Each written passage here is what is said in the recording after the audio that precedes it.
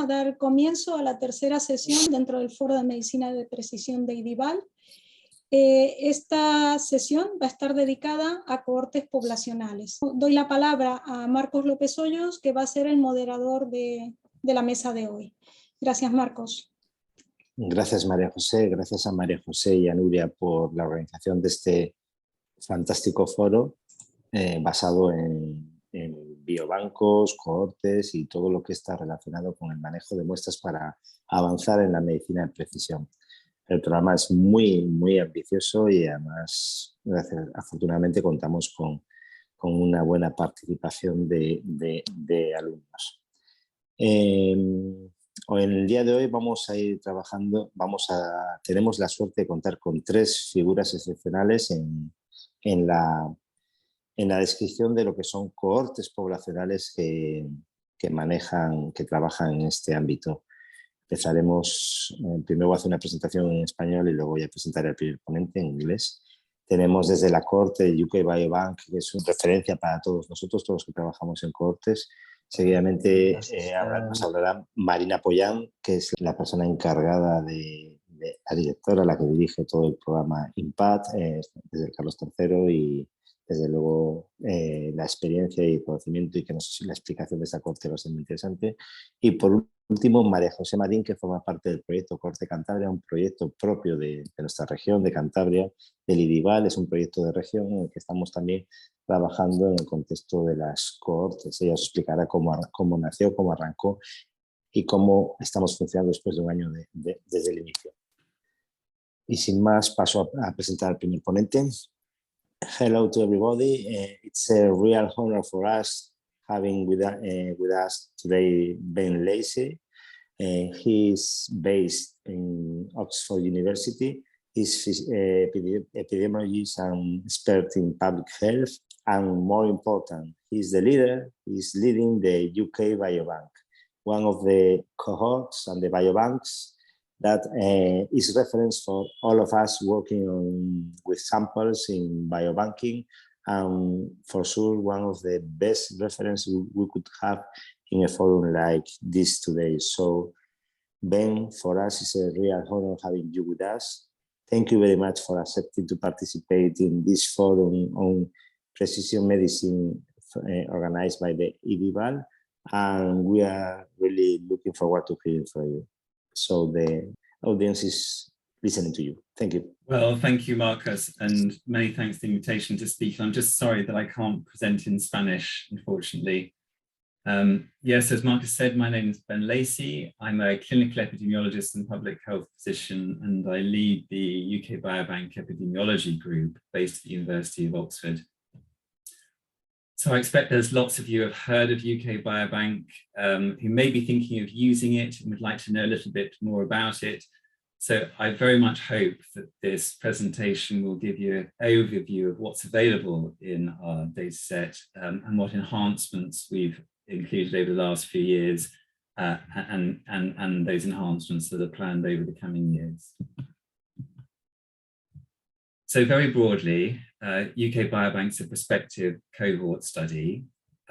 It's following 500,000 adults to understand the major causes of health and disease in middle and old age. And we've established a research database that's being continually enhanced. And that database is then made widely available to researchers around the world. So why was it established? Well, we know a lot about common exposures with big effects, but there are also moderate or small effects from common exposures or large effects from rare exposures that are difficult to detect. And for that, you need lots of participants to give you lots of outcomes. But as most diseases are caused by the complex interplay of many factors, we also need lots of detailed information on those exposures. And in the past, studies have often deeply characterized information on a small number of participants or vice versa. So UK Biobank was really set up to combine those things. So we had both scale and detail to improve our understanding of the major causes of mortality and morbidity in middle and old age.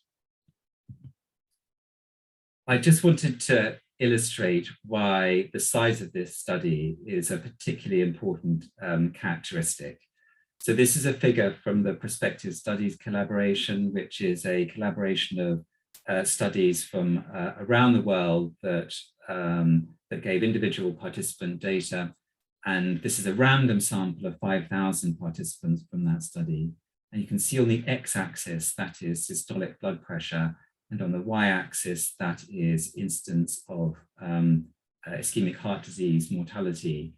And you can see with 5,000 participants, it's really very difficult to say what the relationships are at particular ages.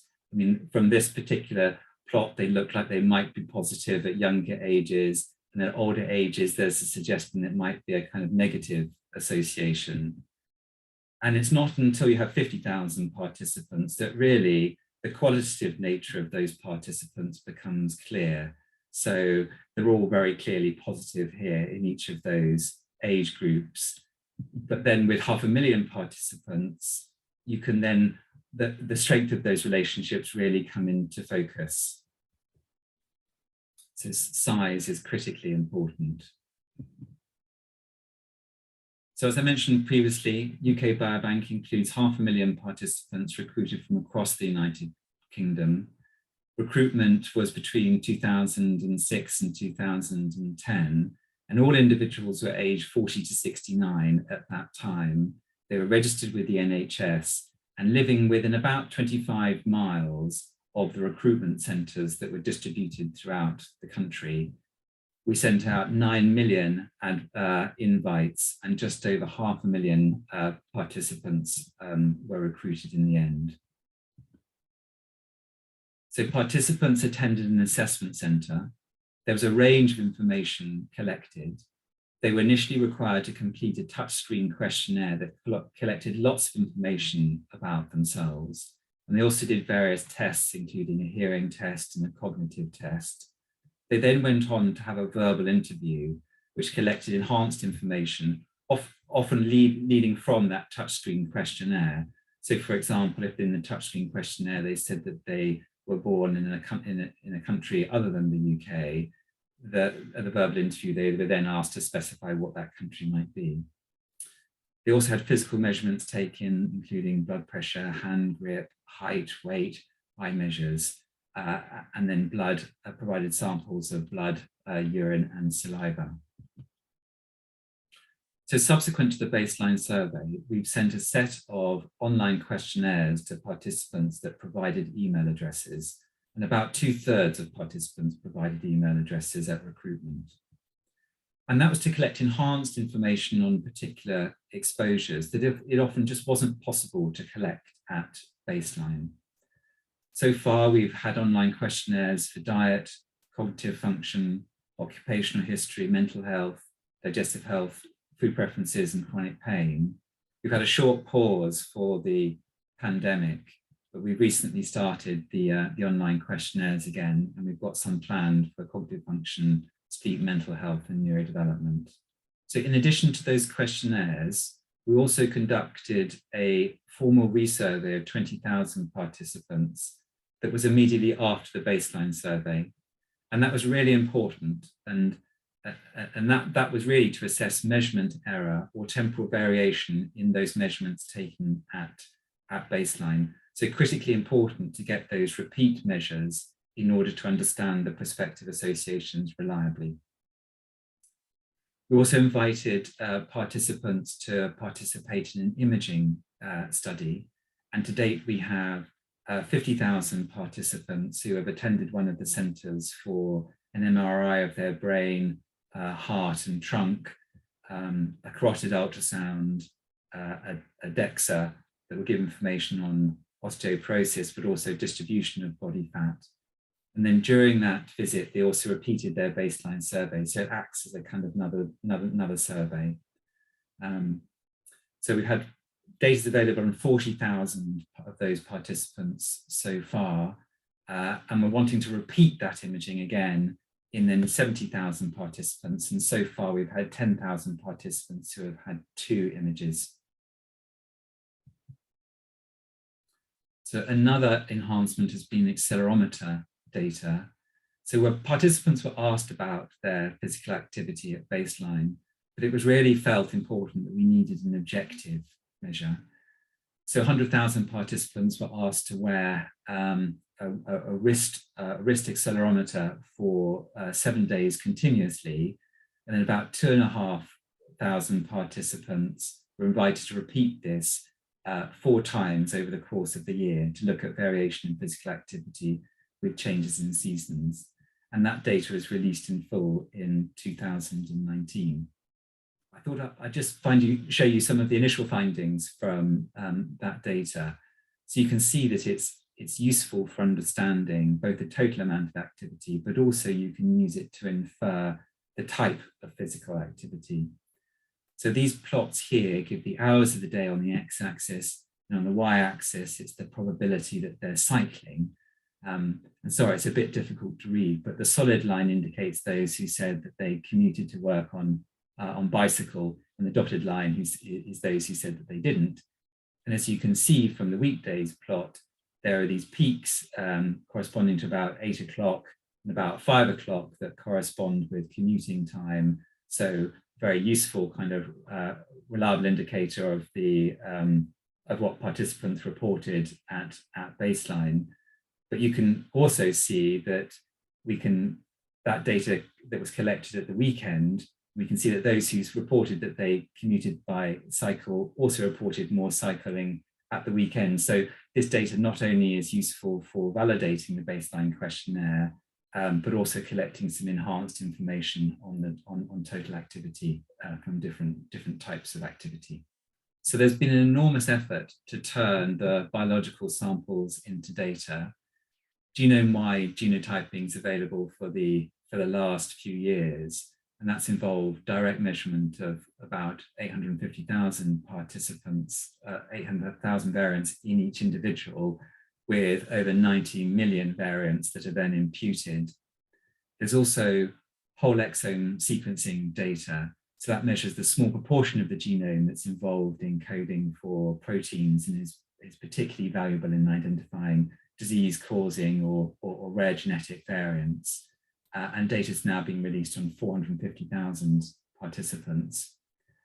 And then there's whole genome sequencing data, and that's sequencing of the whole entire genome, and data on 20,000 participants has been released so far. So in addition to genetics, there's been a range of blood and urine biomarkers. So far, there's 34 biomarkers have been assayed from plasma, serum, red blood cells, and urine samples. And those biomarkers were chosen based on their scientific relevance for studying a wide range of diseases. We also have data from the whole cohort on telomere length. So that's the kind of terminal regions of the DNA that are affected by degradation and are believed to play a particularly important part in aging. We've also got data on over 200 metabolites, and the plan is to have that for the whole cohort. And to date, data has been released on 120,000 participants. And lastly, there's proteomic data. So at the moment, we are sampling 3,000 proteins in the blood, and that data on 50,000 is going to be released later this year. So the fact that UK Biobank was up and running during the pandemic meant that the infrastructure could be used to support research into the causes and consequences of COVID. And I thought I'd just tell you a little bit about that. So, and that meant that in addition to the enhanced kind of COVID-related health outcome data, we also conducted a number of COVID-relevant sub-studies. The first was a serology study, and that involved 20,000 participants, so 10,000 participants from UK Biobank and 10,000 of their adult children and grandchildren.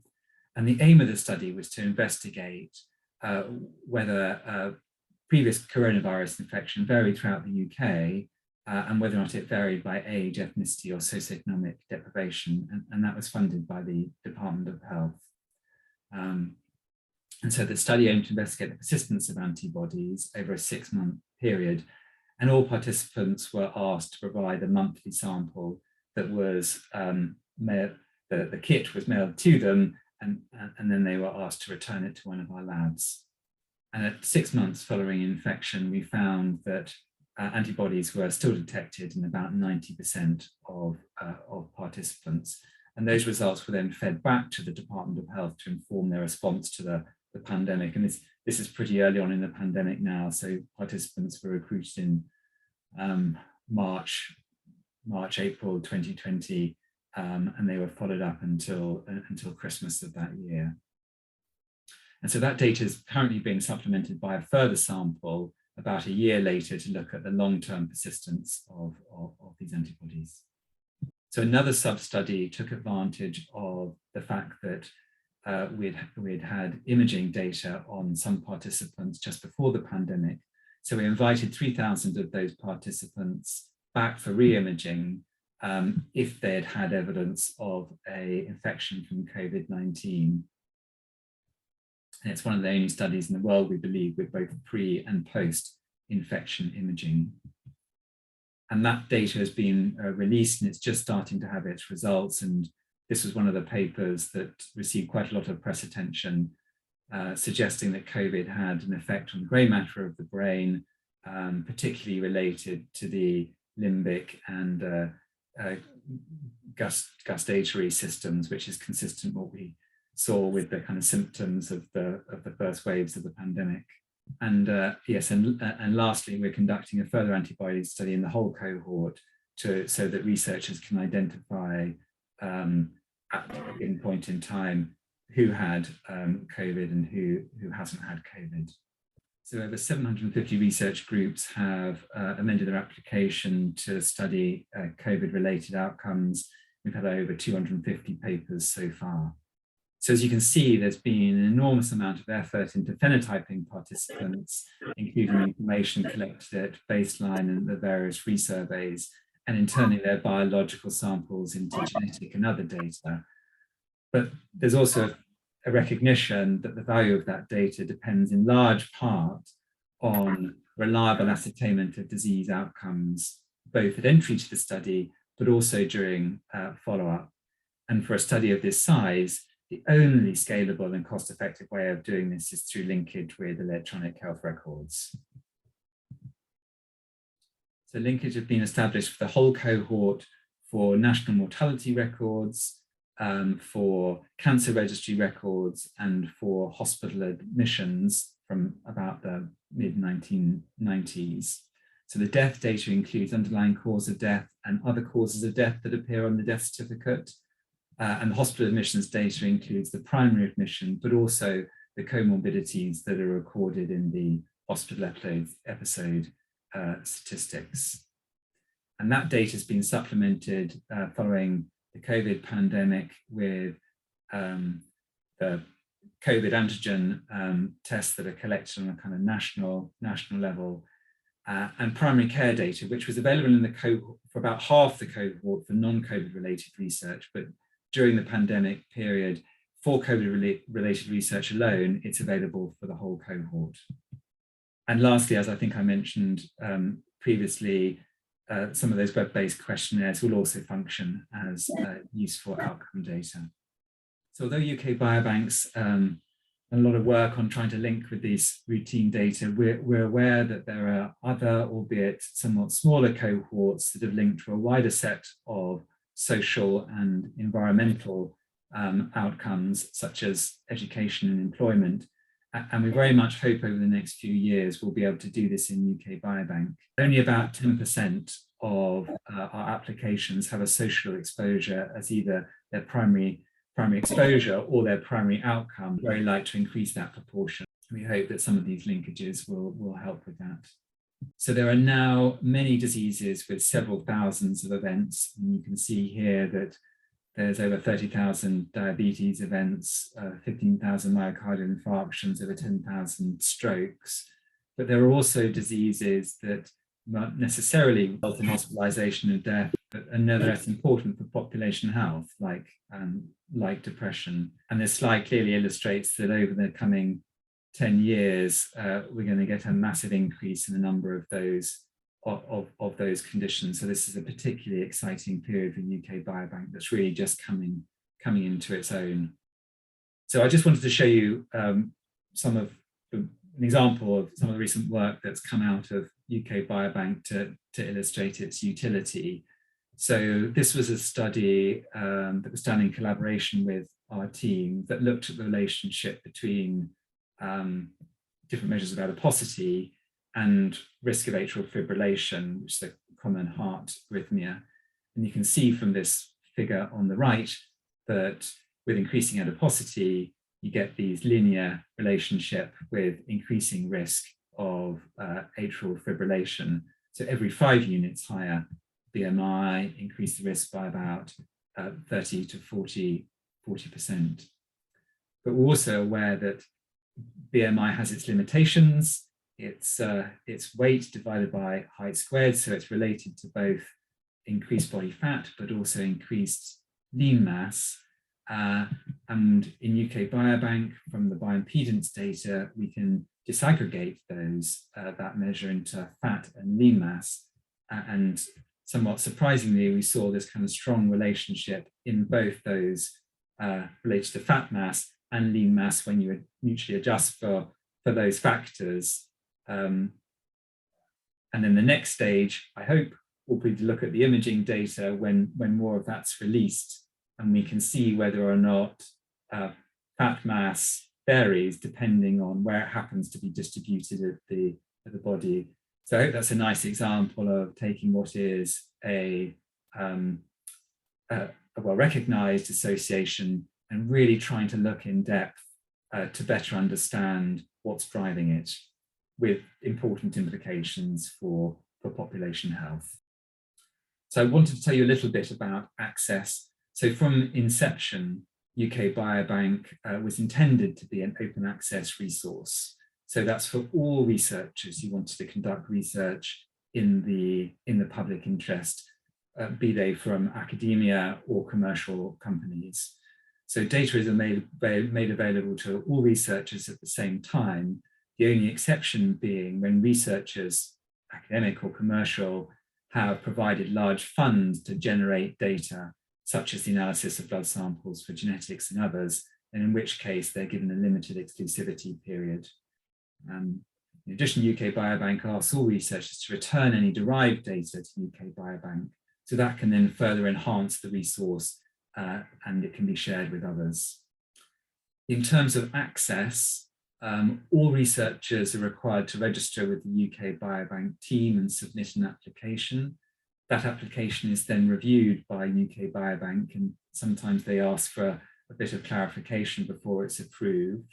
But once it's approved, the researchers can then access the data, and that's based on the tier that they've selected, with tiers 2 and 3, as you can see in this slide, having additional data on genetics and imaging with some additional cost. Researchers can then either download the data onto their own computer, or they can access it on the research analysis platform. But the data sets are so large now that some of the genetic data and the imaging data can only be accessed on the research analysis platform. And to help democratize that access, we're provided research credits. So that's from Amazon Web Services, who host who store the data in London, to early career researchers and those from low and middle income countries. So registrations with UK Biobank have increased almost exponentially since 2012. And there are about 6,000 registered researchers last year, and just under 30,000 registered researchers now in total. Who uses the resource? Well, UK Biobank was initially in 2016, so that's soon after the data was used by about half the researchers were from the UK. There's now about 2/3 of the researchers are based outside the UK in 70 countries worldwide, but we're really keen on increasing access from the parts of the world that aren't using it. And you can see here that there are parts of Central Asia, Africa, and South America where we'd like to increase uptake. So as I said, about 70% are from overseas, about a third are from the US, 10% from China, just over a quarter from the UK, and about a third from the rest of the world. So those researchers are working on just under 3,000 applications, and those applications have generated about 4,500 publications to date, and that's growing rapidly. And those publications have appeared in a range of leading journals, and it's nice to see the variety really in journals that have published work from this study. So I'd like to finish by acknowledging the wider UK Biobank team, our funders, the MRC, Wellcome, British Heart Foundation, Diabetes UK and Cancer Research UK, and of course the 500,000 of our participants. And thank you very much for your attention, and please feel free to email me if you've got any questions about the resource or this presentation. Thank you. Thank you very much, Ben. Thank you for your nice talk, explanation, and for your impressive results in so few years, we can say. Okay, if you don't mind, we will leave the questions for the end of the afternoon, after the María José talk. Bueno, continuamos la jornada con Marina Pollán, que está conectada, he visto que está conectada. Marina, buenas tardes. Buenas tardes. Bienvenida al foro de IDIBAN. Marina Pollán es la directora de CiberES, es conocida por todos nosotros, es directora del Centro Nacional de Epidemiología del Carlos III y está hoy aquí sobre todo, yo creo, para hablarnos de IMPACT. Ella coordina el programa de medicina predictiva dentro de los financiados en las infraestructuras del programa de medicina de precisión del Carlos III, de la Acción Estratégica de Salud, y es una experta en epidemiología, en cohortes, y seguro que nos desvelará algunas de las claves del programa de medicina de precisión. Marina, muchísimas gracias por aceptar participar en este foro y estamos deseando escucharte. Gracias. Muchas gracias. It has been an honor to listen to Ben, because UK Biobank is the gold standard for each population cohort, big cohort that is starting or will start in the near future.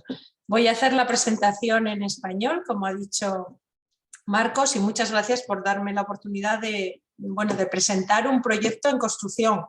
Una vez fui a ver la Catedral de Vitoria y ponía abierto por obras, y esa es la sensación que me da a mí presentando la Cohorte IMPACT, porque es algo que estamos construyendo entre muchas personas, como vais a ver.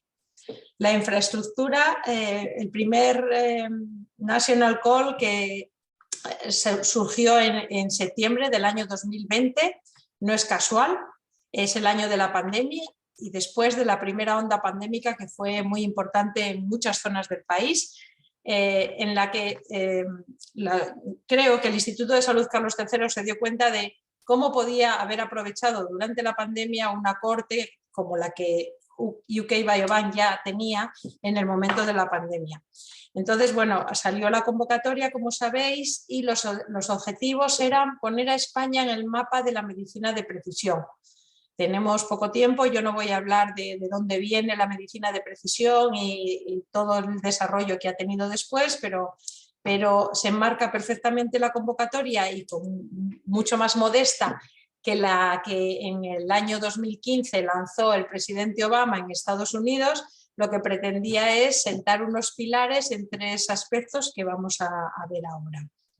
La primera convocatoria, la original, y con la que todos los otros proyectos que se vayan desarrollando se tienen que coordinar, tenía 3 ejes o 3 pilares o 3 programas, se llama de las 3 maneras. Uno era medicina predictiva, que era precisamente hacer una cohorte poblacional estilo UK Biobank. No puede haber mejor ejemplo que el que nos acaba de comentar Ben. Esa era la idea, pero la convocatoria pedía unas características muy concretas. Tenía que ser representativo de toda la población que reside en España y tenía que construirse con la participación de los sistemas de salud de todas las comunidades autónomas, planteando un seguimiento prospectivo. Un segundo pilar de ciencia de datos que iba a desarrollar todo lo que es el almacenamiento, los problemas de almacenamiento, de acceso y de análisis rápido en remoto, aparte de crear repositorios de datos extraídos del propio sistema de salud. Y finalmente un programa de medicina genómica que está focalizado fundamentalmente en enfermedades raras, en cáncer y en farmacogenómica. La corte que se plantea en el Pilar 1 era una reivindicación desde hace muchos años del Ciber de Epidemiología y Salud Pública, en el que varias veces nos reunimos con la dirección del Instituto de Salud Carlos III para decirle que España era un país lo suficientemente grande como para poder disfrutar y beneficiarse de una infraestructura como el UK Biobank. La convocatoria, como digo, salió con unas características muy concretas, luego veremos por qué o mi impresión de por qué fue esto. En definitiva, y como repito, tenemos que tener una cohorte que de alguna manera represente, y lo digo así porque la representatividad en términos estadísticos depende de la tasa de participación, y en estas cohortes poblacionales Ben ha estado presentando UK Biobank y la participación en UK Biobank es muy baja, es 5.5%. Entonces, nosotros entendemos la representatividad en este sentido, de que tenga que tener recogidos todos los gradientes de población que tenemos en el país y tiene que contar con los servicios de atención primaria de todas las comunidades autónomas. ¿Vale? Esta va a ser la corte y el horizonte inicial de financiación que teníamos es de 3 años porque es el marco, como sabéis, del que dispone el FIS, la Agencia Nacional Financiadora. Nuestros modelos pues, no podían ser otros que UK Biobank, de quien hemos copiado muchas cosas, la iniciativa americana OLOFAS, que todavía está en fase de reclutamiento, pretenden reclutar 1 millón de personas y van ya por el medio millón. La cohorte francesa y la alemana, que tienen 200.000 cada uno, y este es el horizonte que nosotros nos planteábamos, y la sueca, la EFGIN. Pero además teníamos la experiencia muy reciente del Estudio Nacional de Seroprevalencia, que hicimos con motivo de la primera ola del COVID y que se puso en marcha mientras todo el país estaba confinado. Entonces, ese estudio en el que, bueno, supongo que todos los que estáis aquí lo conocéis muy bien, pero toda la información está en la página web que tenéis ahí. Logramos en un tiempo récord de menos de un mes trabajar con todas las comunidades autónomas, con los servicios de atención primaria, reclutando 68.000 personas que suponían en tasa de participación el 77% de aquellas personas que pudieron ser contactadas de acuerdo al registro donde estaban empadronadas. La información venía del INE. Y yo creo que esto fue la idea que suscitó o está debajo de la convocatoria del Instituto de Salud Carlos III. Ellos querían tener algo como, esta es mi interpretación, como N-COVID, pero para ser infraestructura de investigación de cualquier causa, pues, similar a lo que nos ha presentado Ben respecto a UK Biobank. Como os digo, pusimos en marcha N-COVID en un tiempo muy corto, menos de un mes. Yo tuve la fortuna de ser la coordinadora científica y trabajamos en unas circunstancias muy difíciles porque el país estaba confinado y trabajamos con el servicio de salud, con atención primaria fundamentalmente, y hemos tenido reconocimiento internacional. Entonces era una prueba de que el sistema sanitario, los sistemas sanitarios podríamos decir, porque no es homogéneo, como sabéis, de nuestro país, tienen la suficiente estabilidad y la suficiente confianza en la ciudadanía como para poder soportar una corte como la que estamos intentando montar. Y esas condiciones nos pusieron. No vamos a ser una corte hecha como UK Biobank, que tiene unos centros específicos, sino que por diseño de la convocatoria tendríamos que tener la representación y la participación y la complicidad de todos los servicios de las comunidades autónomas y de las ciudades autónomas, muy importante, Ceuta y Melilla también están incluidos, ¿vale? Entonces, el programa, bueno, yo soy la investigadora principal, la institución que planteó la propuesta es el CIBER, nosotros coordinamos desde el CIBERES, pero están todas las áreas temáticas, en ese momento éramos 12, pero ahora hay una nueva de enfermedades infecciosas, todas están involucradas y colaboran todos los servicios de salud de las 17 comunidades autónomas, INGESA, que es el Servicio de Salud de Ceuta y Melilla, y el Instituto Nacional de Estadística. Y nuestros objetivos, pues es que menos si la cohorte más pequeña de nuestro entorno tiene 200.000, nuestro horizonte, aunque no podemos abarcarlo en los 3 años del proyecto, es contar con al menos 200.000 participantes y para hacer salud pública de precisión, como veis aquí, medicina preventiva de precisión y medicina clínica de precisión.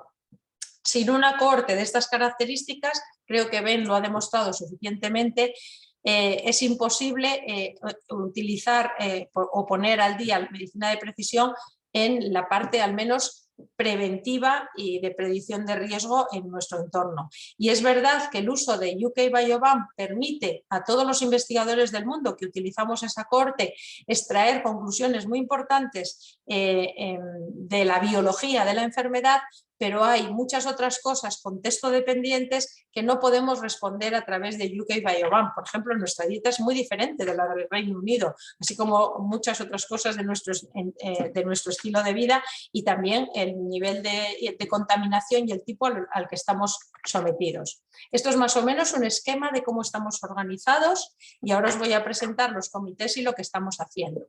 Tenemos un comité ejecutivo que está formado por las personas que veis aquí. Dentro del comité hay un core o una comisión permanente que somos nosotros 3. Seguro que a Fernando Rodríguez Artalejo le conocéis casi todos y Beatriz Pérez Gómez trabaja conmigo y ha sido la persona responsable del diseño epidemiológico del N-COVID.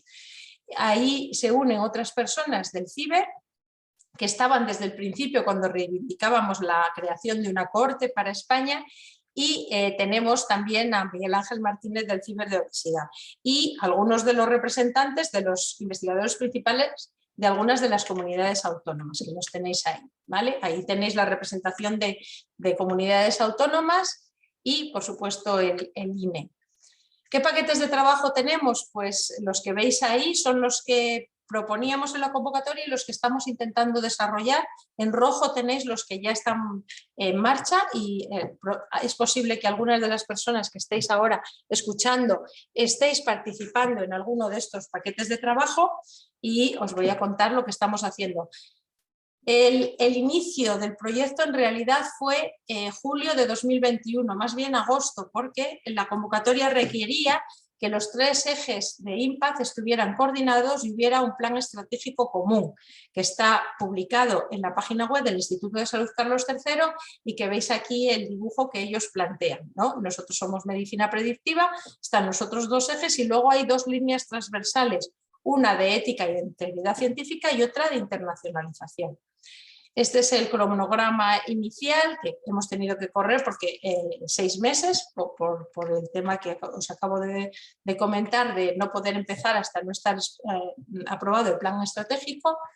Y ahora, mirad, estaba poniendo aquí este diagrama que he copiado de UK Biobank para que veáis que ellos hicieron el trabajo de toda la protocolización del estudio y la puesta en marcha en 3 años. Nosotros estamos aprovechando la información disponible de esta cohorte y sobre todo también de la alemana, que también tardó, como veis aquí, 4 años en ponerse en marcha para acelerar este proceso y hacerlo en algo más de 1 año. Entonces funcionamos como una especie de puzzle en el que hay muchas personas que están trabajando y están desarrollando todos los protocolos. El diseño del estudio corrió a cargo de este comité que está coordinado por Beatriz y por Miguel Ángel Martínez. Miguel Ángel Martínez es uno de los investigadores principales de Predimed, que es un estudio que no os tengo que presentar, y como os digo, Beatriz fue la coordinadora de la parte epidemiológica de N-COVID.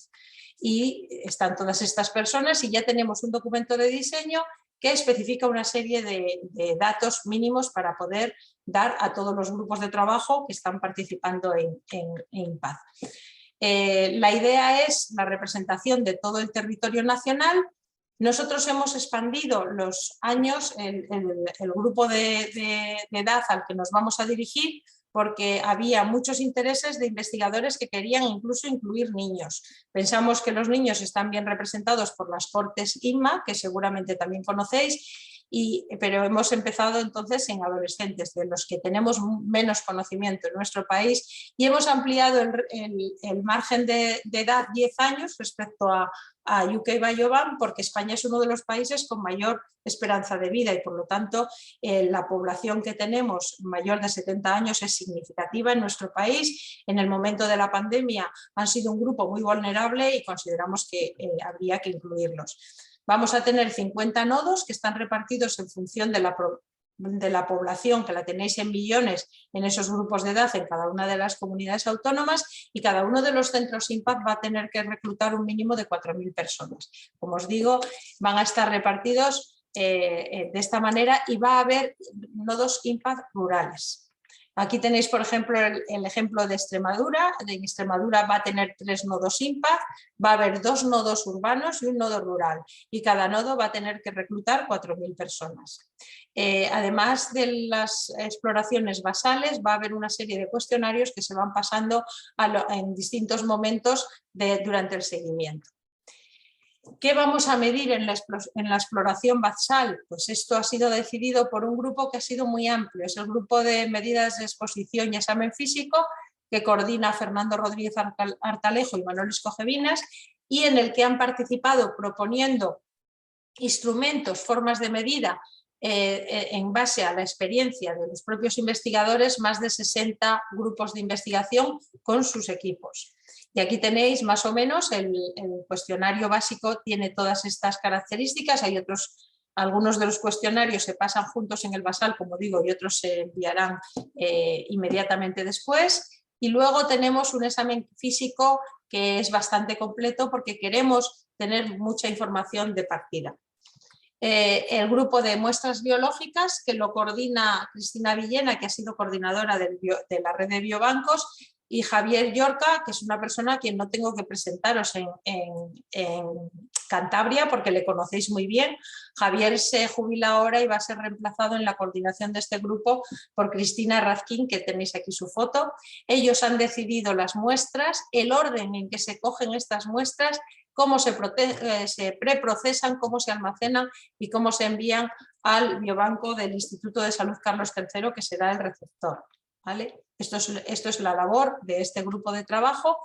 Tenemos un grupo de trabajo que se está encargando inicialmente de definir la información que vamos a recoger extractada de la historia de atención primaria y del CMBD, que está coordinado por Boni Bolívar en Cataluña y Ana Clavería en Galicia, y que está formado por investigadores, como veis, de distintos ámbitos. Y además en este grupo, igual que en el grupo de muestras, incorporamos a una persona del paquete de genómica para garantizar que las muestras de genoma estarán con la calidad suficiente para participar en este paquete de trabajo. Aquí estamos incorporando de ciencia de datos a 2 personas que las tenéis aquí señaladas. Y ellos están definiendo, como os digo, esta parte. Luego, finalmente, el último grupo que está ya en marcha y es muy activo es el grupo que está definiendo aterrizar todos los protocolos en el centro de salud y definir cómo va a ser el estudio piloto. En todas las comunidades autónomas va a haber un estudio piloto en uno de los centros y se va a hacer un estudio que le llamamos prepiloto en 3 centros, uno Madrid, otro Baleares y otro en una zona rural de Aragón. Ellos están definiendo las características que tiene que tener un centro Impact, cómo se va a invitar, cómo es el flujo de los participantes y cómo se va a realizar todo el proceso y la adaptación a los distintos tipos de participantes que vamos a tener. Además, como tenemos mucha información contextual, a partir del INE y a partir de otras fuentes de datos, mi grupo de investigación tiene mucha experiencia en esto. Vamos a asociar a cada uno de los participantes pues, un montón de variables que tienen que ver pues con el tráfico, lo cercano que está su residencia a una vía de alta ocupación de tráfico, datos de polución, de radiación ionizante, de proximidad a industrias que emiten sustancias preocupantes para la salud, que las tenemos georreferenciadas y validadas. Ese ha sido un trabajo de mi grupo y toda esta información se va a unir a la información proporcionada por los participantes. Esto es más o menos el esquema de cómo tendría que funcionar la Corte. Estamos aquí, estamos antes del estudio piloto. Todos los protocolos que os acabo de comentar se empezaron a elaborar, como os digo, después del verano del año pasado, y ahora antes del verano tenemos ya casi recogidos los protocolos al menos de todas las exploraciones a realizar. Tenemos ya una estimación de cómo va a ser a través del seguimiento pasivo, a través de la historia clínica, el número de muertes y de personas que emigran del país, el número de eventos que podemos estimar dentro de la Corte. Esto es una labor que ha hecho un metodólogo de nuestro grupo, que es Roberto Pastor Barriuso, y aquí tenéis más o menos el número de tumores que esperamos y de otros eventos de los que tenemos información de incidencia y podríamos calcular esto. Y cuál sería nuestra potencia, que es un dato muy relevante, como ha puesto de manifiesto Ben. Solo las grandes cortes pueden permitir abordar determinados problemas o preguntas de investigación con suficiente potencia. ¿Cuáles son las ventajas de la Corte IMPACT? Bueno, yo creo que el proponerla desde CIBER es una red, como sabéis, de grupos de investigación de excelencia y que ahora mismo se aproxima a los 500 grupos con la incorporación del nuevo área. La implantación en el Sistema Nacional de Salud tiene muchos problemas, pero también tiene la ventaja de que la Corte sea relevante en esas instancias y poder aprovechar todo el buen hacer y el seguimiento que de manera pasiva se hace dentro del propio sistema, la implicación de los centros de salud, la gran cantidad de personas implicadas ya en el desarrollo. Somos más de 100 investigadores los que estamos proporcionando ahora mismo y elaborando los protocolos. Tenemos la suerte, tenemos la desgracia de que hemos empezado más tarde que otras cortes, pero en ese sentido es una suerte contar con la experiencia de ellos y luego el apoyo de los otros dos pilares, ¿no? Pero también tenemos amenazas, tenemos un presupuesto que es limitado en el tiempo y además es insuficiente, es así. Tenemos el problema de que la convocatoria dice que la Corte tiene que ser representativa, pero los que trabajamos en epidemiología y en estudios poblacionales sabemos muy bien lo que requiere una Corte con una evaluación tan exhaustiva. La representatividad en términos de tasa de participación en IMPACT no va a ser como la de NECOVID. La implantación acelerada, el número de nodos es bastante grande. UK Biobank tiene 21, creo recordar, o 22. Constances tiene también, creo que son 22. La Corte Nacional Alemana, si no recuerdo mal, son como 18 centros. Nosotros vamos a tener 50. Y bueno, vamos a hacer mucha exploración inicial precisamente porque nos implantamos tarde y queremos tener toda esa información. Traigo esta foto aquí porque hoy ha sido la reunión en el primer centro de salud IMPACT. Ya tenemos el primero en Madrid, hoy era la reunión inicial de desembarco en el centro, de explicar lo que es el proyecto. Ya sabían, pero bueno, era la reunión oficial. El estudio prepiloto empieza en junio y bueno, pues como he llegado un poquito tarde a la presentación de Ben precisamente por esta reunión, pues he querido poneros esta foto y muchas gracias y quedo atenta a vuestras preguntas. Muchísimas gracias, Marina, por explicarnos todo el programa IMPACT, todo cómo lo estáis gestando y cómo ya estáis ready to go ahora con el estudio piloto, como bien has dicho.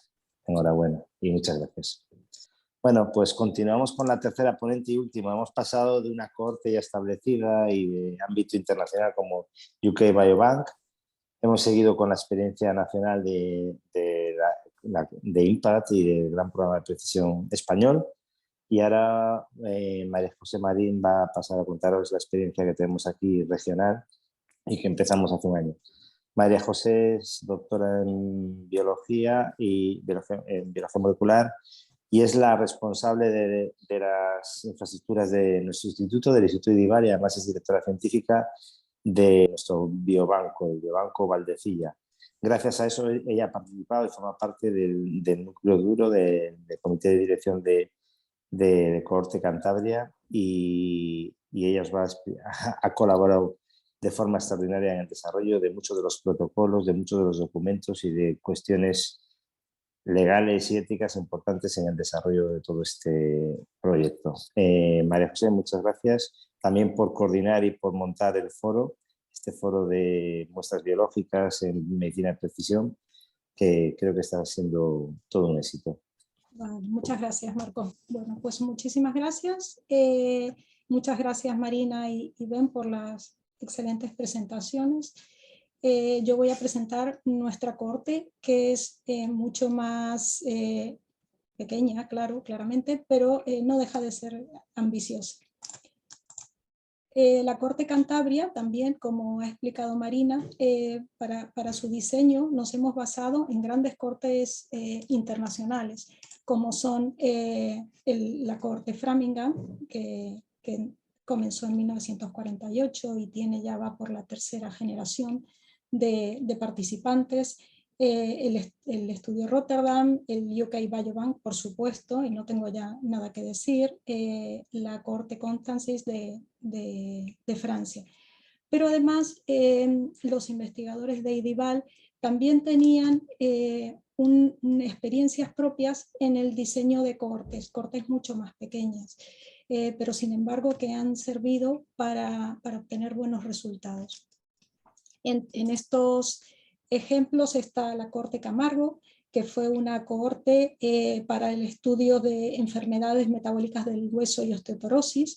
La Cohorte Valdecilla, que es una cohorte generada por los neurólogos de la unidad de deterioro cognitivo de IDIVAL. Es una cohorte también en participantes que no tienen deterioro cognitivo, y es una cohorte de seguimiento en la cual incluso se hacen resonancias magnéticas y se obtiene líquido cefalorraquídeo en el momento basal.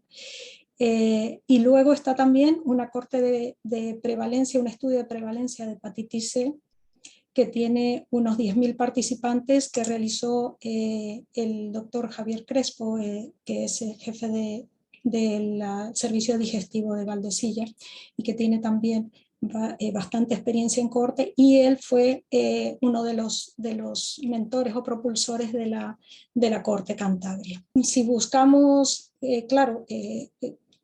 en PubMed papers buscando por cohortes, estudios de cohortes poblacionales, obtenemos una cantidad de más de 60.000 resultados, muchos menos que si buscamos solo estudios de cohortes.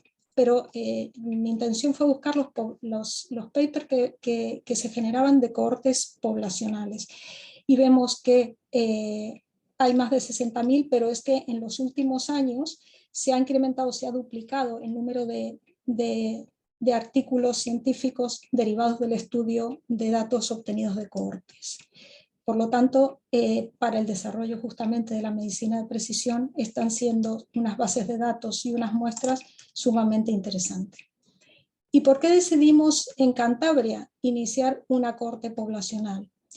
Pues la pandemia del COVID fue uno de los principales motivos. Y fue porque al principio, bueno, lo de la cohorte, ya como os dije, Marcos Lopesollos, nuestro moderador, que es el director científico de IDIVAL, y Javier Crespo también, ya venían con la idea de generar una cohorte poblacional en Cantabria. Y en la época de la pandemia se pensó que podía ser buena idea para facilitar la participación de los ciudadanos, combinar o hacer simultánea la vacunación con la participación. Entonces, reclutar a los participantes que cumplían las características de nuestra corte directamente para ambos objetivos, ¿no? La inmunización y la participación en la corte. Pero, como ya sabemos, la disponibilidad de vacunas no era nada homogénea y se hizo imposible poder simultanear estas dos actividades. Pero no decaímos en nuestras ganas y nuestro esfuerzo, y lo mismo desvinculamos a la vacunación y iniciamos la corte de forma independiente. Por otra parte, otro de las características de Cantabria es la confianza que tiene la población de Cantabria en el sistema público, y más en la época de COVID, en el sistema público de salud, y el incremento del interés en la investigación biomédica debido a la pandemia. Las características de nuestra comunidad autónoma también han sido otro de los factores que ha hecho pensar que podíamos hacer que podía facilitarnos la creación de una corte aquí, porque es una región uniprovincial, porque es pequeña, la población es estable y hay baja movilidad geográfica. Por otra parte, disponíamos de infraestructuras. Tenemos el Hospital Universitario Marqués de Valdecilla e IDIVAL, que nos daban total apoyo, la experiencia en cohortes que os comenté, y el Biobanco Valdecilla, que tenía la capacidad técnica para alojar las muestras de la cohorte. Y por otro lado, contábamos con el apoyo del gobierno, el apoyo de la Dirección General de Transformación Digital para todo el soporte en Big Data, y además estaba alineado con el plan de choque y fondos de recuperación del gobierno, y con la estrategia de medicina de precisión también del gobierno de España. ¿Cuáles son los iniciales objetivos que nos planteamos? Principalmente establecer una cohorte poblacional que pudiera dar información sobre estilos de vida, aspectos socioeconómicos, analíticos, enfermedad de la población de Cantabria. Luego, relacionar esta información con la aparición de enfermedades durante el seguimiento para poder mejorar la comprensión de la etiología de las enfermedades, tanto crónicas como agudas, y poder identificar factores de riesgo en estadios tempranos de la enfermedad, y así poder generar estrategias de prevención. Además, compartir datos y muestras con otros proyectos nacionales e internacionales que promovieran el desarrollo de la medicina de precisión. Como objetivos secundarios era sobre todo sacar conocimientos de esta corte sobre los determinantes de salud y de enfermedad de nuestra región, ¿no? Y poder relacionarlos con los factores como envejecimiento, nutrición, estilos de vida, etc. Y además, otro de los objetivos secundarios era dinamizar la investigación clínica en nuestro entorno, a través del desarrollo de estudios anidados dentro de la corte que pudieran facilitar el establecimiento de sinergias con grupos locales, entre los grupos locales, nuestros propios investigadores e investigadores externos. ¿Cómo es? Bueno, la corte, quiero comentar el tiempo que se tardó entre el diseño y no he hecho un mapa del cronograma, no he hecho una diapositiva del cronograma, pero aproximadamente en el verano o el otoño del 2020, en plena pandemia, por eso que pensamos asociarlo con la vacunación, se comenzó a redactar este proyecto y a hacer las primeras organización a coordinar a los investigadores que estaban en ese primer comité de dirección, hablar con el hospital y a generar, digamos, todo el proyecto. Y en marzo del año 2021 ya se comenzaron a reclutar los primeros participantes, o sea que no pasó ni un año entre el inicio del proyecto y el comienzo del reclutamiento. Esta cohorte es una cohorte multidisciplinar de prospectiva, con un seguimiento de los participantes que se planea para cada 3 años. Esta es la planificación, ¿no? Entonces vamos a volver a repetir los datos basales y, si es posible, las muestras biológicas. La población de estudio que pretendemos son unos 50.000 residentes en Cantabria, que tengan entre 40 y 69 años de edad. Cantabria, bueno, para quienes no, y para Ben que no conoces, una pequeña comunidad autónoma que está al norte de España, es uniprovincial, tiene 112 ayuntamientos y 10 agrupados en 10 regiones. Tiene una población total de más de 580.000 residentes, y de los cuales 267.626 tienen entre 40 y 69 años. Estos son datos estadísticos del INE del año 2021. ¿Y por qué la N de 50.000? Porque para tener una buena potencia estadística se planteaba o se propuso tener a un 20 o reclutar un 20% de la población de la edad que target. Bueno, estas son las 10 regiones en las que se agrupan los ayuntamientos de Cantabria. ¿Cómo iniciamos el reclutamiento? ¿Cuál es el diseño para realizar el reclutamiento de los participantes? Tenemos dos formas. Por un lado, tenemos una muestra aleatorizada de 100.000 residentes en Cantabria, que nos ha provisto la Consejería de Sanidad, con el nombre y el número de teléfono solamente. Entonces, desde el call center de la cohorte se llama a los participantes, bueno, a la gente que está incluida en esa lista aleatoria, y se les invita a participar.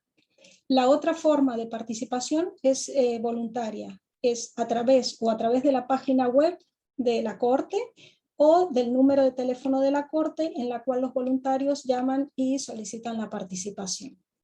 Pero luego hemos diseñado dentro de la cohorte Cantabria una cohorte de población especial, que son profesionales de la salud, tanto de Valdecilla como del staff completo del Servicio Cántabro de Salud.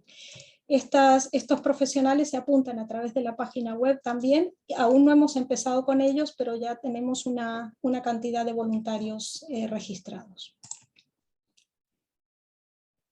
Con respecto a la citación y al reclutamiento, utilizamos la plataforma RedCap. A través de RedCap, los voluntarios, o sea, los participantes voluntarios se autorregistran y luego son contactados a través del call center. Y utilizamos la plataforma Ticares, que es una agenda de citación para gestionar las agendas diarias y las citas.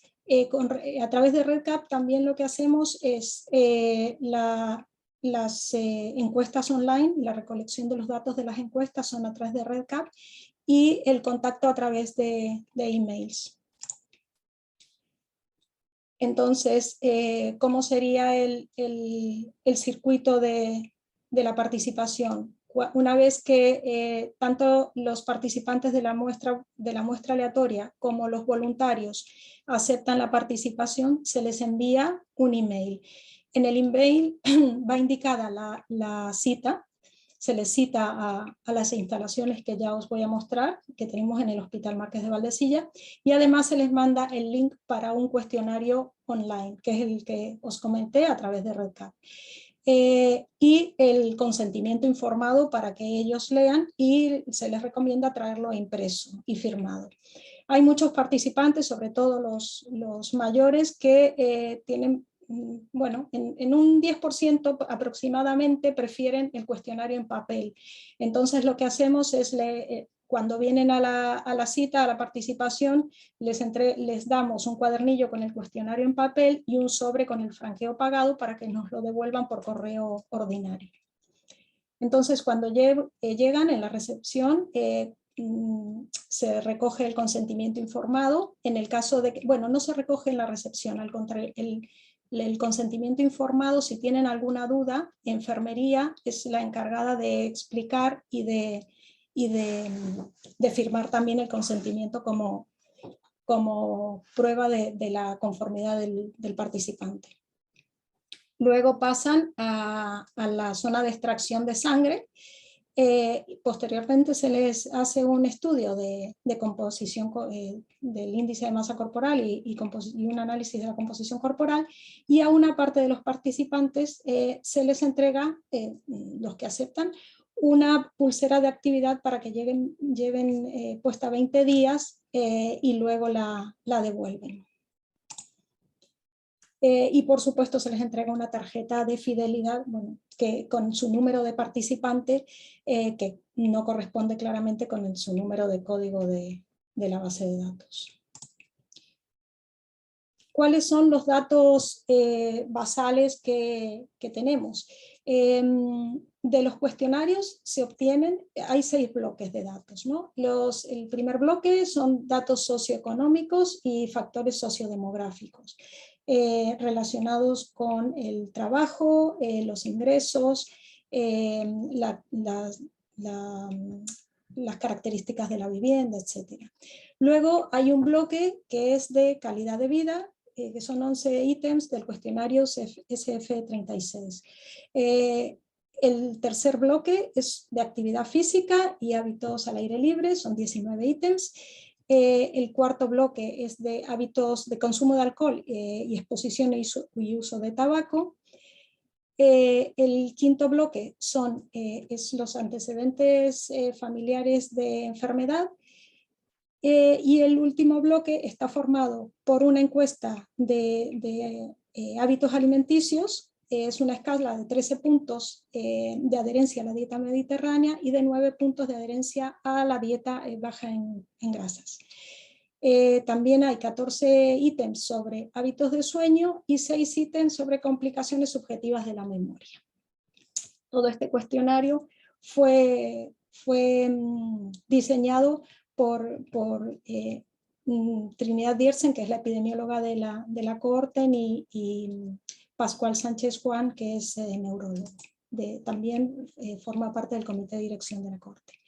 Con respecto, otro de los datos que cogemos en basales son la antropometría, ¿no? Que a los participantes se les toma la talla, el peso, la circunferencia abdominal, y se les hace una bioimpedanciometría, ¿no?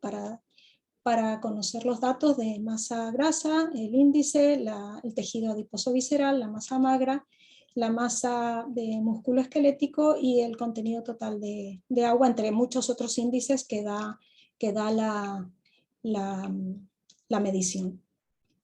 Y aquellos que se han llevado una pulsera de actividad van a tener, de aquellos vamos a tener la frecuencia cardíaca, actividad física y una monitorización del sueño.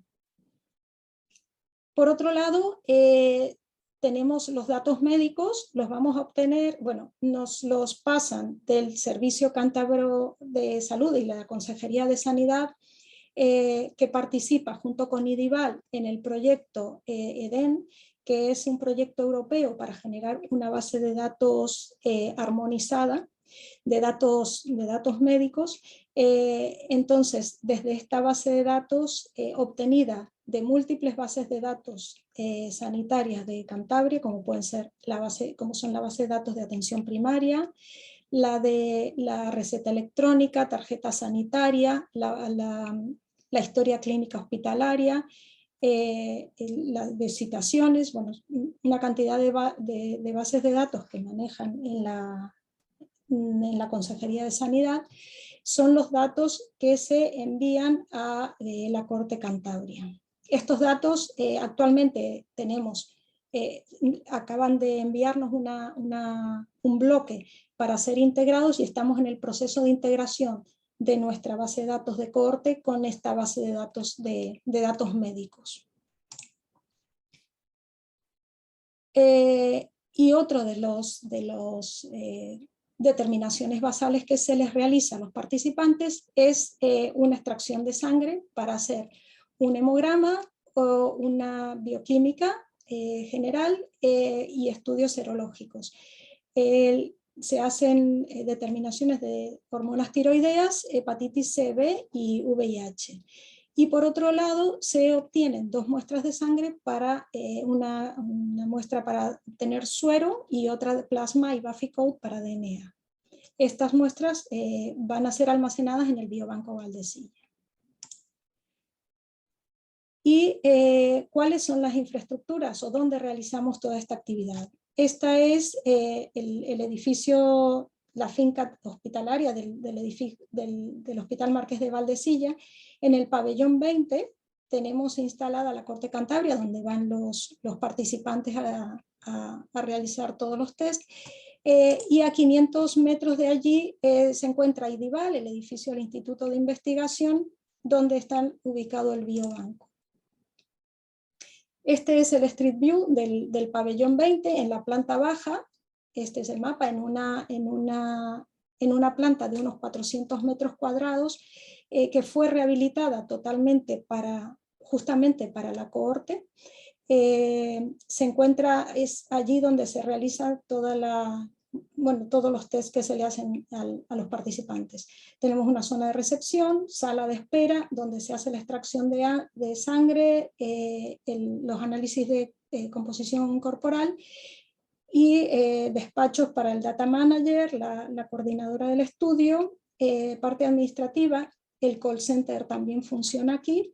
Y además tenemos una zona para biobanco para un primer preprocesamiento para cumplir con los tiempos establecidos en los procedimientos normalizados del biobanco. Esta es una foto de la zona de participación, ¿no? Aquí está la de extracción y aquí se hace el índice de masa corporal. Y este es el edificio del Instituto de Investigación Valdesilla, donde en la planta baja funciona el Biobanco Valdesilla, que forma parte de los servicios tecnológicos de IDIVAL y es el que yo coordino. Y allí es donde se registran, procesan y almacenan y distribuyen las muestras biológicas, que tenemos colecciones diferentes, o sea, colecciones por patología y esta es colección poblacional de cohorte. Con respecto al personal que trabaja en Cohorte Cantabria, actualmente hay unas 20 personas que trabajan full time para el estudio. Hay personal contratado por IDIVAL y hay personal que nos aporta el Hospital Marqués de Valdesilla. El coordinador del estudio, el data manager, el personal del call center, personal administrativo para la gestión de los cuestionarios y las consentimientos, los técnicos de laboratorio de IDIVAL, todos están, los técnicos de biobanco, perdón, todos están contratados por IDIVAL, y luego el hospital nos aporta personal administrativo, enfermería, que este ha sido un gran aporte considerando la escasez de enfermería o de enfermeros durante los picos de la pandemia, ¿no? las ondas de pandemia. Y 2 auxiliares de enfermería también. También hay que tener en cuenta que este no es el único personal que trabaja, este es el personal que trabaja full time, pero hay tanto de IDIVAL como del Hospital Marqués de Valdesilla, hay distintas personas que trabajan a tiempo parcial para dar servicios a la cohorte. Este estudio de cohorte, este proyecto se incorporó dentro del sistema de gestión de calidad del biobanco. Por un lado, hicimos un análisis DAFO para ver las fortalezas y las debilidades que teníamos, y también las oportunidades y las amenazas. Y por otra parte, hicimos un análisis de riesgo para evaluar cuáles eran los mayores riesgos en los que nos enfrentábamos y cómo poder reducirlos o en el caso que fuera posible asumirlos. Entonces, el principal riesgo en el que nos encontramos en este análisis fue claramente el tema del personal, el personal de enfermería, que en muchas épocas tuvimos problemas a veces para sustituir a algunas enfermeras. Y también, el tema de la financiación es otro tema que siempre aparece, pero yo creo que en todos los análisis de riesgo de los centros de investigación, los biobancos, siempre aparece como amarillo-rojo. Con respecto a tanto la base de datos como la colección de muestras, tenemos procedimientos normalizados de trabajo, controles de calidad internos y externos, y hay un entrenamiento del personal nuevo para evitar o minimizar los errores humanos que se produzcan en el desarrollo de la Corte. Y por supuesto, hemos tenido en cuenta los aspectos ético-legales. Los datos de la Corte Cantabria generados en la Corte son de titularidad del Instituto de Investigación Marqués de Valdecilla. O sea, están custodiados por el IDIVAL. Seguimos estrictamente el Reglamento Europeo de Protección de Datos y la Ley Orgánica de Protección de Datos y Derechos Digitales. Trabajamos con datos, la identidad de los participantes en nuestra base están pseudonimizadas en realidad, no encriptadas, y hay acceso controlado con perfiles de acceso limitado a las bases de datos. Por otra parte, los datos están en servidores seguros, que son los servidores de IDIVAL que están ubicados en el Hospital Marqués de Valdecilla, y se hacen copias diarias de seguridad. Con respecto a los aspectos éticos, claramente seguimos los principios de las declaraciones que involucran la investigación con seres humanos, la ley de investigación biomédica y el Real Decreto 1716 establece los requisitos para la investigación con muestras biológicas humanas. Tanto el proyecto como los consentimientos informados fueron aprobados por el Comité de Ética de Cantabria, y además el consentimiento informado fue valorado y aprobado por los servicios jurídicos de la Consejería de Sanidad. Bueno, este es el consentimiento informado, y solamente quería mostrar que se le da a los participantes la opción individualizada de participar, o sea, de aceptar la participación en distintas, primero en la participación en la Corte, claramente si no participa aquí ya no participa en nada, pero sobre la recogida de datos, la donación de muestras. Por otra parte, que no os lo comenté antes, también damos la opción a los participantes de donar los excedentes de tejido diagnóstico que estén en los repositorios del Servicio de Anatomía Patológica de cualquiera de los hospitales de aquí, para ser utilizados en investigación. Respecto a la gobernanza y la dirección, tenemos una dirección estratégica y otra operativa. Bueno, como os comenté, este es el comité de dirección que creó la Corte y está establecido en nuestros estatutos que se renueva cada 2 años. Recién llevamos 1 año y pocos meses, todavía nos mantenemos los que iniciamos el proyecto. Marcos López Hoyos es el director director científico de IDIVAL, y aparte es inmunólogo, es jefe de servicio de inmunología de Valdecilla. Galo Peralta Fernández es el director de gestión de IDIVAL y es responsable de la unidad de innovación de IDIVAL. Javier Crespo García, que yo os lo he nombrado, y es jefe de servicio de digestivo. Trinidad Diersen, que es epidemióloga del grupo de investigación de IDIVAL y la Universidad de Cantabria. Pascual Sánchez Juan, que era de IDIVAL, ahora es director científico de la Fundación 100, pero se mantiene como parte de nuestro comité de dirección, y yo misma como responsable del biobanco. Pero además tenemos un comité asesor formado por directores generales de la Consejería de Sanidad en los aspectos ético-legales, epidemiología y salud pública y manejo de datos, y una persona que es representante social de una institución de discapacitados, es el director de una institución de discapacitados. Por otro lado, la parte operativa está coordinada por un coordinador general que organiza todas las funciones de la Corte, y hay un comité operativo que claramente es todo el personal del hospital que está involucrado, aparte del director gerente, la directora de enfermería, el director económico y los jefes de laboratorio que están involucrados en la Corte. como es de esperar, necesitábamos publicidad. Primero para que nos conociera la población de Cantabria, así cuando eran contactados por el call center ya sabían para qué les llamaban y cuál era el objetivo de la corte. Hicimos un corto publicitario con Antonio Resines, que es nuestra cara ya que es cántabro, y es nuestra cara de la corte. El corto publicitario además se pasa en los autobuses urbanos de Santander, en los carteles, en las pantallas del Racing y en las pantallas también de las salas de espera del hospital, incluso tenemos en correos, ¿no? En las pantallas de correos. Hemos hecho afiches, trípticos, hemos participado en actividades de divulgación científica y tenemos las redes sociales para informar todos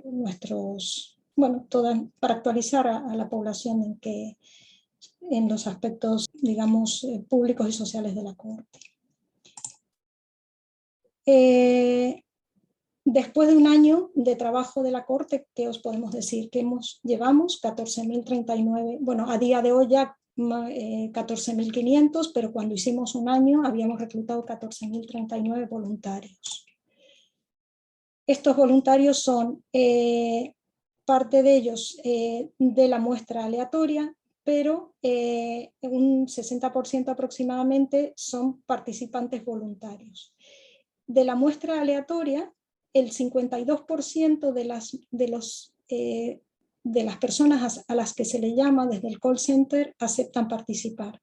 Claramente el 97% de los que se apuntan voluntariamente también aceptan. Pero tenemos una participación, o sea, un porcentaje de éxito muy alto.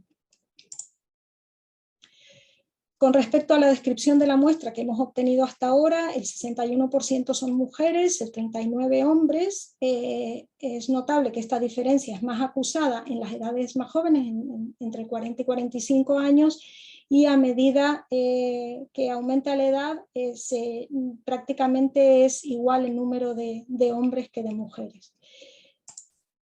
Y con respecto a la distribución de la muestra, lógicamente en Santander o en las zonas más cercanas al hospital es donde más índice de participación hay. Este es el porcentaje respecto del número de personas en esta zona que tienen las características, o sea, entre 40 y 69 años. Entonces, en Santander y en las zonas más cercanas es donde más participación hay. En las zonas más alejadas baja la participación. Pero bueno, es alrededor del 3-4%, aquí es el 5%, excepto en la zona de Liébana, que es más baja. Con respecto a las muestras de biobanco, tenemos las muestras derivadas, solamente obtenemos muestras derivadas de sangre, 6 alícuotas de 14.000 pacientes. No tenemos de los 14.036 porque a veces o algunos no han dado la autorización o no se ha podido hacer la extracción por algún motivo. Tenemos también las muestras de Baffi-Code o DNA y estas están alicuotadas en 168.344 alícuotas de muestras. Y por otra parte, aquellas participantes que aceptaron donar los excedentes de anatomía patológica, se han identificado muestras de tumor que son en unas, digamos, proporciones semejantes a las descritas para la población general. Y por último, mirando hacia el futuro, ¿cuáles son nuestros futuros target cómo tenemos que continuar? Principalmente siguiendo el reclutamiento de pacientes para lograr nuestro objetivo de 50.000.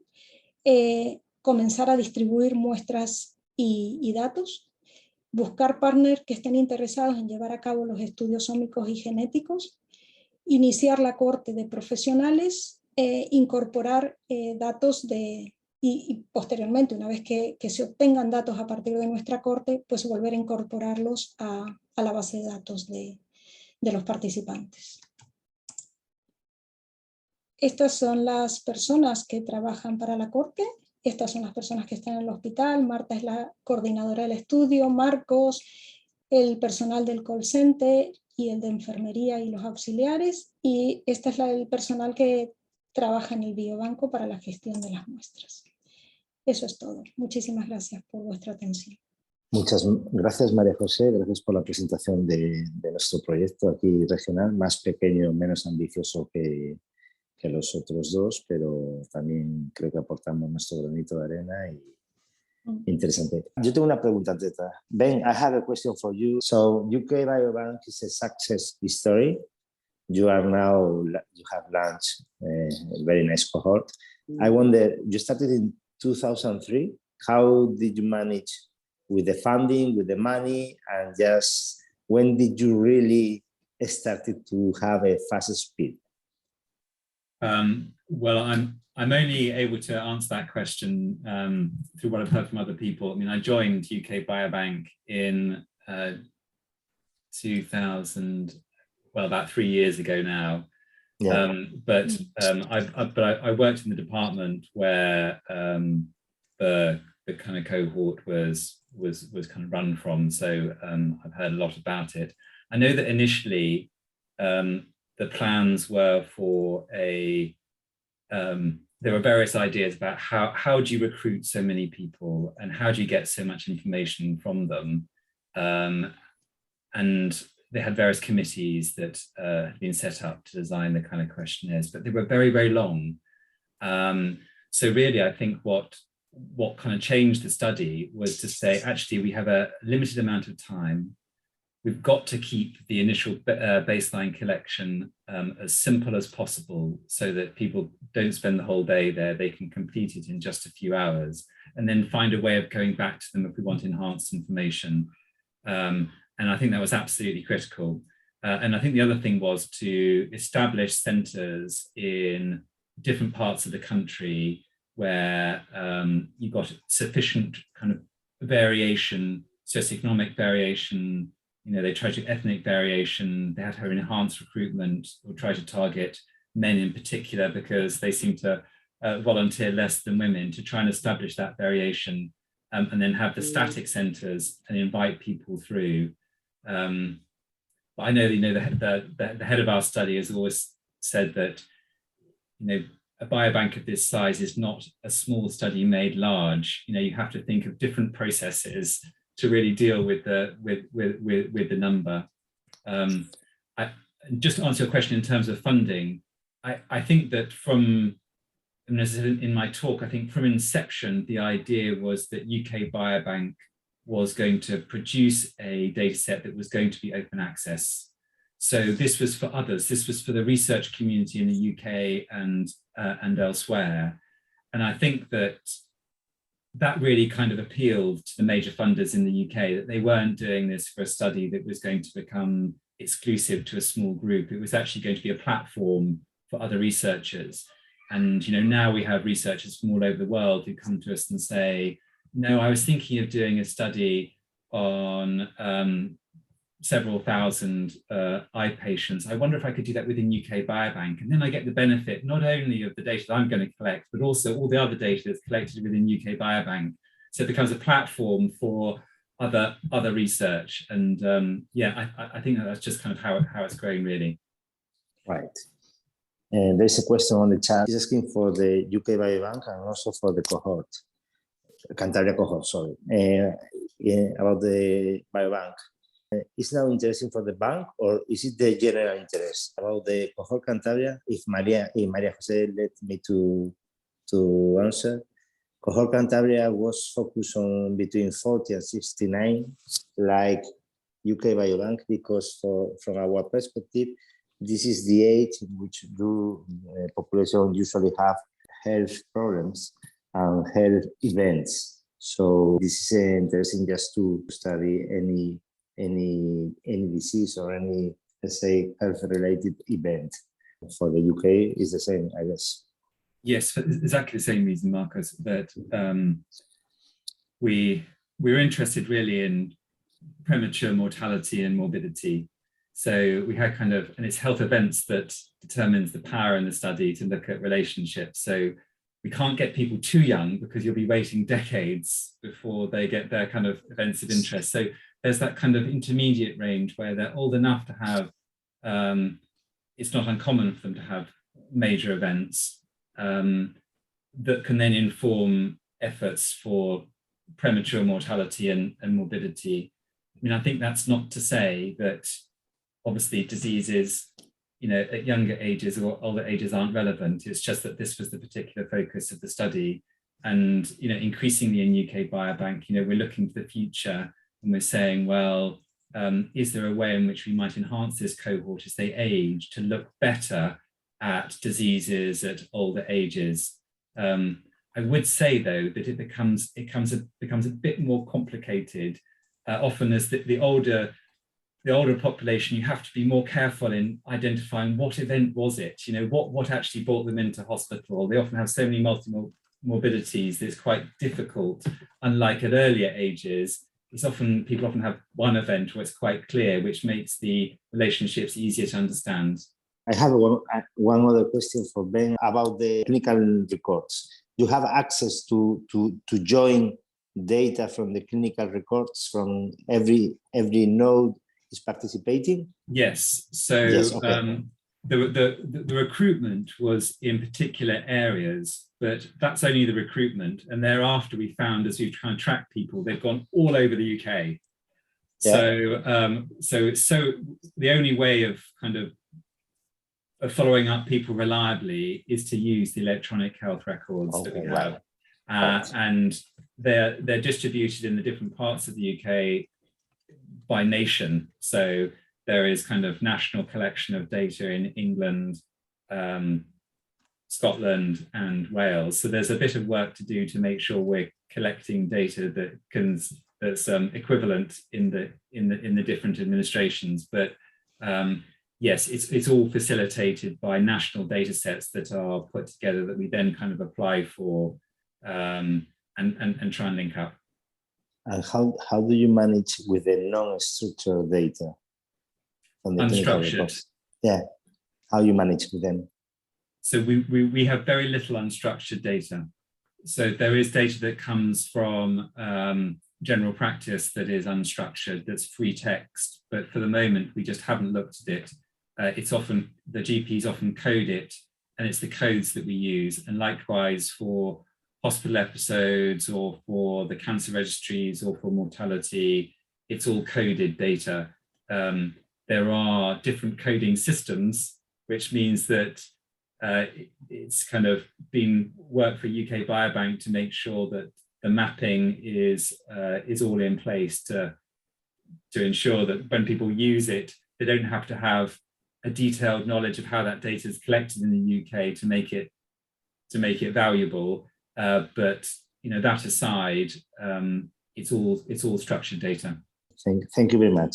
We have another question for Ben Lasse. How many people work full-time in the UK Biobank? And regarding such amount of data, did you rely on any big technology company to handle it or manage all by yourself? No, so UK Biobank was set up as an independent charity, but it was heavily supported by the University of Oxford. So there's a team at the University of Oxford, and there's a team in Stockport that's just outside of Manchester. And in terms of the Oxford-based team, there's about 20, 25 people. And then the Manchester that do a lot of the work on the access and dealing with the researchers on a day-to-day basis. There's about 70, 75, so it's just over 100 people in total. Lots of people working. Marina, could I ask you a question? Could the biobanks of the platforms or the hospital biobanks of Spain could help you or support the impact cohort in any way? That's a very good question. I think that, of course, maybe in some regions they will need the support of the regional biobank, but it is mandatory because this is a strategic project from the Institute of Health Carlos III. and it is mandatory that the biobank that is going to register and store the samples is going the ISTI biobank. So the way we are programming the field work is to translate directly the samples from the health primary care centers to this biobank in order to avoid unnecessary cycles of increase temperature in the middle.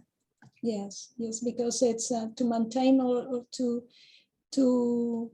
maintain the protocols, or it's easier in the biobank because we have operative protocols, standardized operative protocols.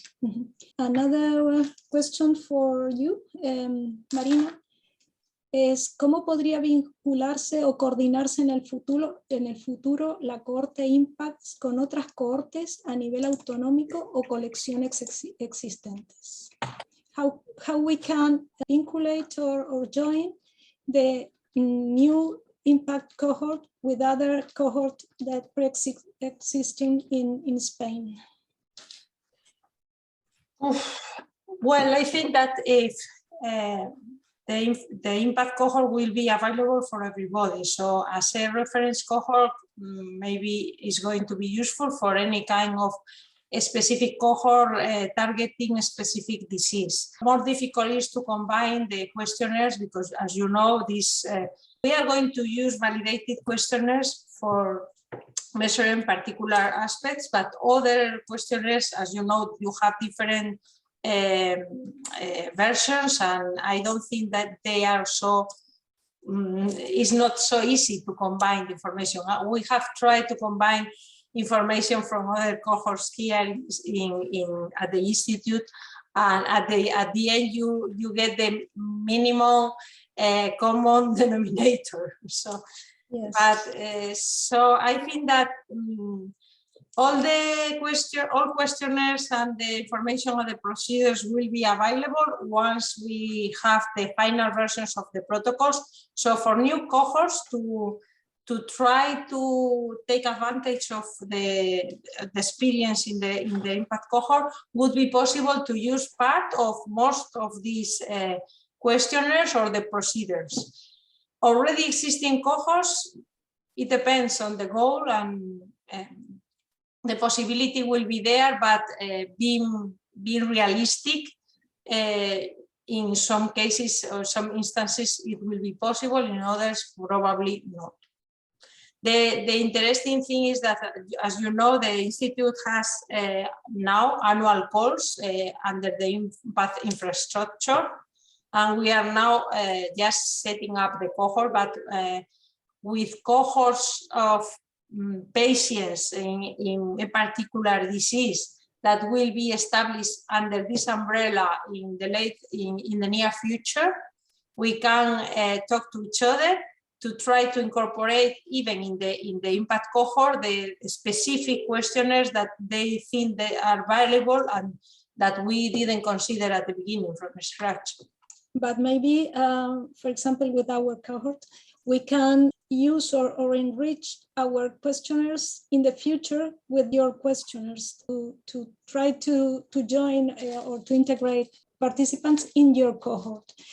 And samples could be used to enrich your IMPACT cohort, I think. We had a previous meeting with Marcos. He explained me the basis of your cohort. I wasn't aware when I was writing the proposal, I wasn't aware that you were building up that cohort. Otherwise, I would have contacted you just to try to join efforts, because I don't think that is feasible or even understandable that we start similar projects at the national and regional levels without any type of coordination. But things are like that. You didn't contact us earlier, and we weren't aware of your initiative.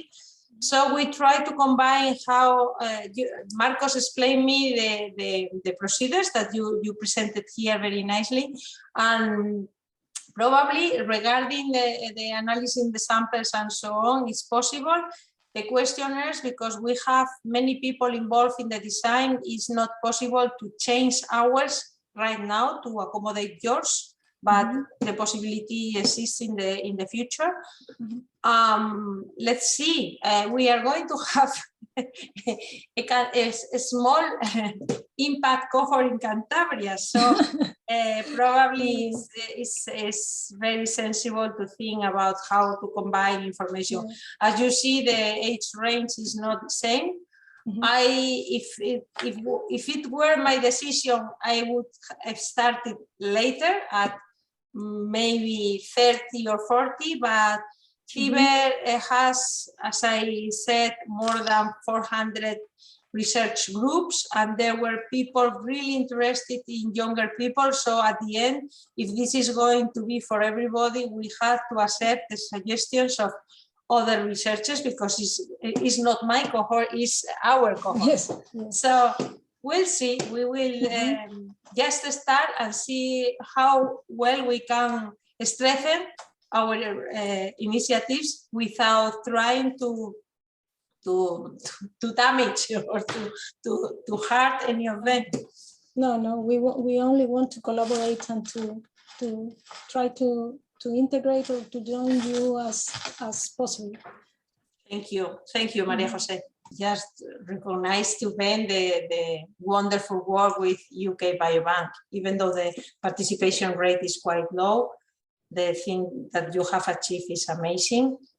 We have a very tough task here, because we were forced to work with the regional health systems all around the country, and this has some advantages, but is much more complex, because we don't have a singular system as in the United Kingdom.